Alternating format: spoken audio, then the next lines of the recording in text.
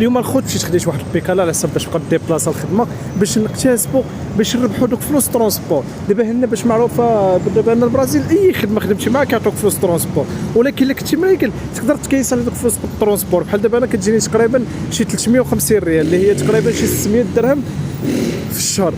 ديك 600 درهم مشينا خدينا واحد البيكالا، مني خدينا ولينا كنربحوا ديك 600 درهم في الشهر. المهم ها هي البيكالا اللي خديت، ها نتوما.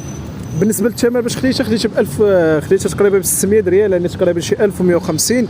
وهنا في سان باولو راه معروفه الشفره ديال البيكالات، يعني اي واحد خديت شي بيكالا في سان باولو ضروري من القفيل، ما كانش قفل ما كاين والو، مازال راه هاد القفل عيان، خاصني شي واحد غلد من هذا، وضروري من العده على حساب بياس وداك الشيء. دابا باش مزيانه البيكالا دابا هنا في سان باولو كاين الطرقان ديال البيكالات بزاف. دابا هاد البيكالا اللي خديت هي اوميتو كنديبلاصا بها الخدمه، واميمطو ملي غادي تطلق لي لابليكاسيون نقدر ندير بها لانتريغا. يعني هنا في سان باولو بيكالا خدامه لانتريغا مخيره، يعني الا خدمتي غير واحد الساعتين ولا 3 السوايع، الا جبتي غير 100 ريال ولا 120 ريال في النهار راه بخير تزيد على ديك الخدمه ديالك. واش بان لكم الخوت؟ واش تستاهل الثمن ولا ما تستاهل؟